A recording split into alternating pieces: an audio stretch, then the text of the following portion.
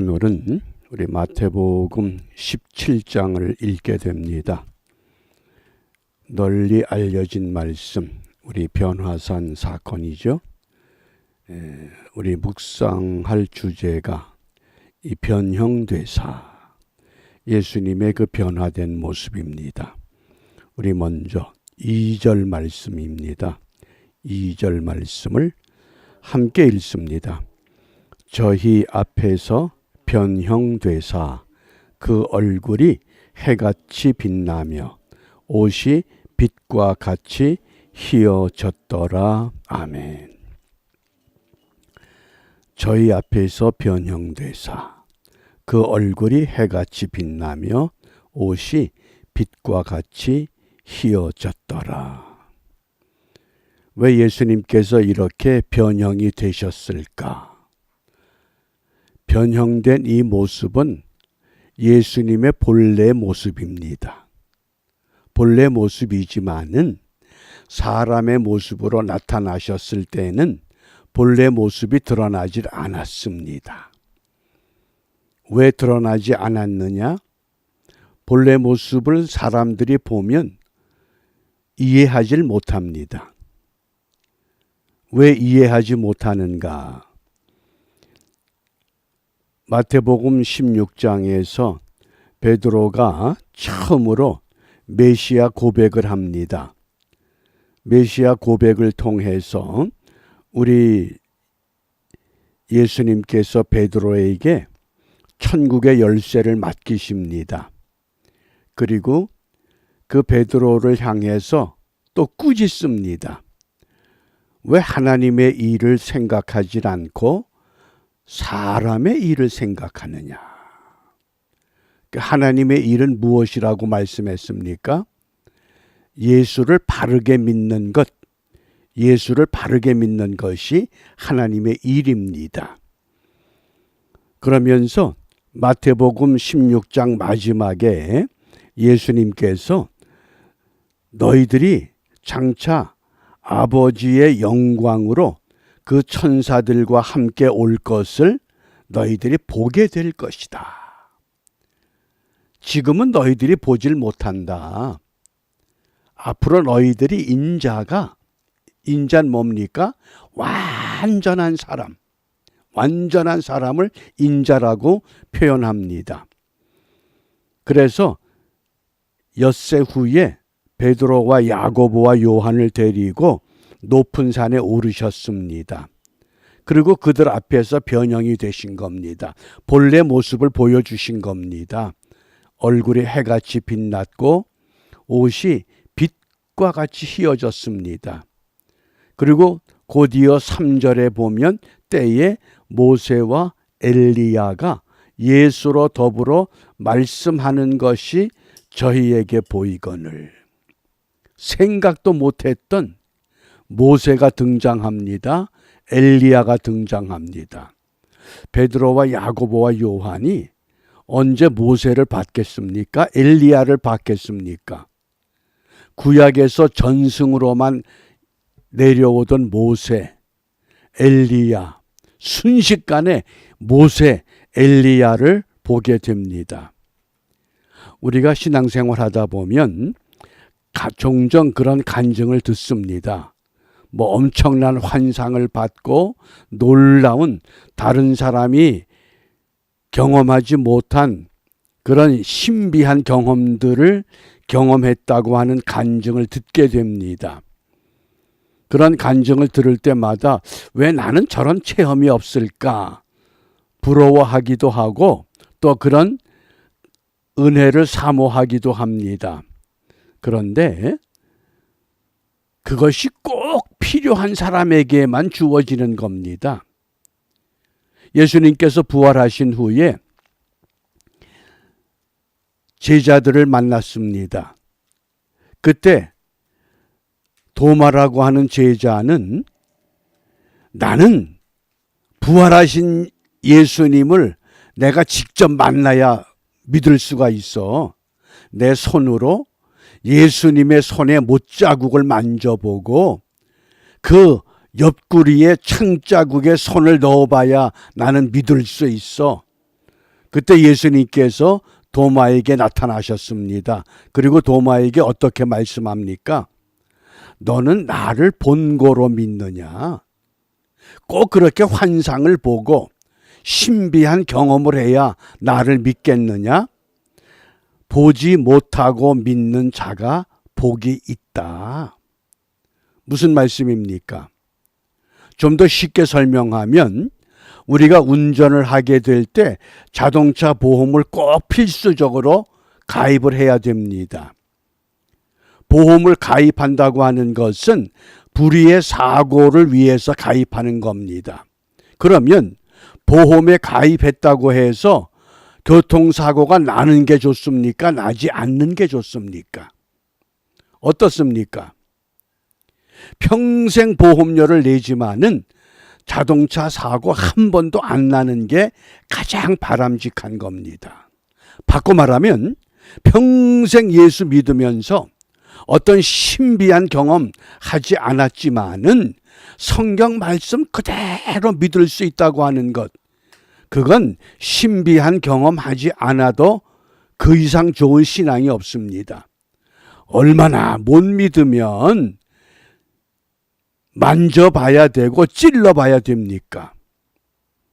이름은 밝힐 수 없지만은 중국에서 의료 선교 활동을 하고 있는 그 의료 선교사, 그분을 만나서 이야기하는 가운데 그분이 그런 이야기를 합니다. 목사님, 참 세상이 이상해요.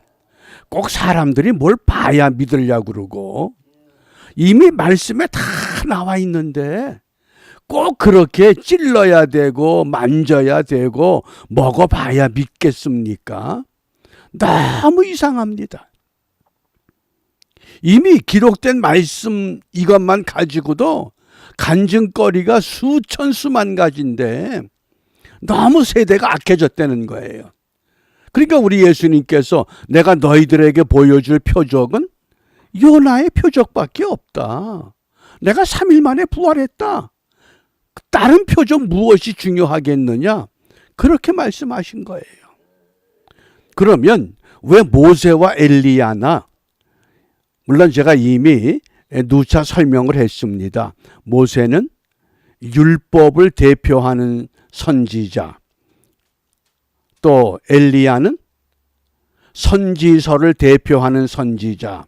이걸 좀 더 구체적으로 우리가 한번 살펴보겠습니다. 모세를 율법서에서 어떻게 말씀을 하느냐? 우리 신명기 18장 15절입니다. 이 말씀을 잘 기억해 주시길 바랍니다. 신명기 18장 15절 함께 읽습니다. 내 하나님 여호와께서 너희 중 내 형제 중에서 나와 같은 선지자 하나를 너를 위하여 일으키시리니 너희는 그를 들을지니라. 아멘. 내 하나님 여호와께서 너희 중 내 형제 중에서 나와 같은 선지자, 나와 같은 선지자가 누굽니까? 장차 오실 메시아. 예? 그 메시아를 일으킬 터인데 그 메시아, 그가 누구냐? 그가 바로 모세라는 겁니다. 모세가 앞으로 어떤 선지자냐? 장차 오실 메시아와 같은, 그러니까 장차 오실 메시아는 완전한 사람으로 육신의 몸으로 오실 메시아다. 그 모세를 너희들이 모세를 통해서 애굽에서 약속의 땅으로 향해 나오지 않았느냐? 애굽에 430년 노예 생활하던 너희들 너희 힘으로 나오지 못해. 그런데 모세를 통해서 나왔던 것처럼 메시아를 통해서 너희들이 죄 가운데서 자유를 얻게 될 것이다. 나와 같은 선지자 하나를, 누구 중에서? 너희 형제 중에서. 그러니까 베드로와 야고보와 요한이 모세를 보여주신 이유를 납득을 합니다. 그러면 엘리야는 누굽니까 하는 거예요. 엘리야는 누구냐? 그러니까 10절 말씀에 보면 제자들이 묻자와 가로되 그러면 어찌하여 서기관들이 엘리야가 먼저 와야 하리라 하나이까? 자, 모세는 해결이 됐어요. 그런데 그러면 왜 엘리야가 먼저 와야 된다 그럽니까? 그러면 엘리야를 예언한 말씀이 어디에 있느냐? 자, 이것은 구약의 마지막 말라기서에 있어요. 말라기서 4장 5절에 보면 보라, 여호와의 크고 두려운 날이 이르기 전에. 크고 두려운 날 뭡니까? 마지막 때, 심판의 때, 종말의 때 내가 선지 엘리야를 너희에게 보내리니. 마지막 때에 누구를 보낸다고 말씀을 합니까? 엘리야를 보내겠다는 거예요.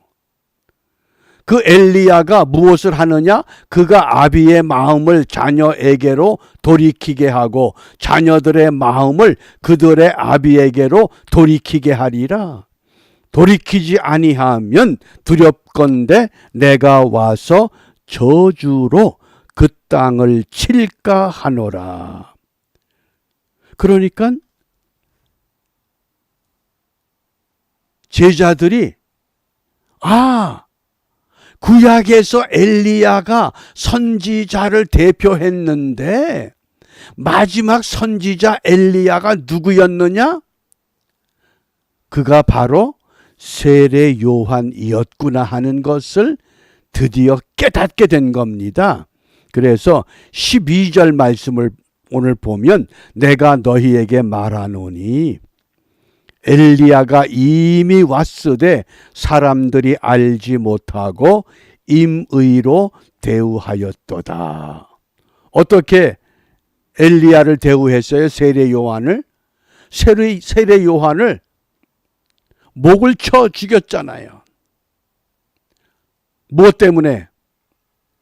헤롯 안티바스가 동생 빌립의 아내를 자기 부인으로 맞이했다고 하는 잘못된 것을 지적하고 꾸짖고 책망하니까 그걸 가리우기 위해서 그 생일 잔치를 하면서 그 목을 쳐서 쟁반에 담아서 보내잖아요. 그러니까 인자도 이와 같이 그들에게 고난을 받으리라. 그래서 이 베드로와 야고보와 요한이 그제서야 세례 요한이 마지막 선지자 엘리야이었구나 하는 것을 깨닫게 되는 겁니다. 그러니까 변화산의 사건은 베드로와 야고보와 요한이 예수님의 변형된 모습을 보는 그런 변화의 환상을 본 것이 은혜가 아니라 장차 예수님이 어떤 고난을 받으시고 어떤 일을 행하게 되는 것을 진심으로 깨닫는 사건이라는 거예요. 어떤 환상과 은혜와 그 체험이라고 하는 것은 다른 사람이 경험하지 못하는 것을 내가 경험하는 그런 은혜가 아니라 그것 때문에 내가 믿는 예수님이 진정 하나님의 아들이시고 참 메시아가 되시고 구세주가 되심을 확실히 깨닫는 것, 그런 환상과 그런 체험과 그런 은혜가 아니면 아무 유익이 없다는 겁니다. 그걸 깨우친 거예요.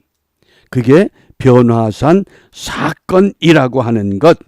그래서 베드로와 야고보와 요한이 처음에는 예수님의 변화된 모습을 보고 베드로가 뭐라 그래요? 여기가 좋사오니 우리 여기 초막을 짓고 여기에서 살면 좋겠습니다. 하나는 주를 위해서, 하나는 모세를 위해서, 하나는 엘리야를 위해서. 그런데 하늘에서 음성이 들려요. 그리고는 모세와 엘리야는 보이질 않고 오직 예수만 보이는 거예요.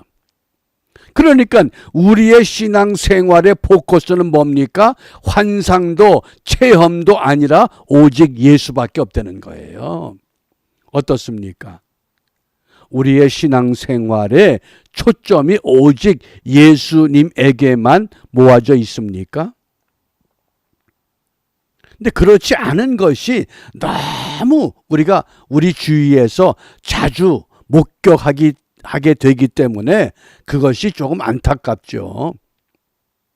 자꾸 예수 중심이 아니라 어떤 사람 중심, 어떤 건물 중심, 이런 것으로 자꾸 흐려지기 때문에 신앙의 본질은 무엇이냐? 그래서 참된 은혜는 예수 중심으로 예수님에게로만 귀착되는 것, 이것이 참된 은혜라고 하는 것.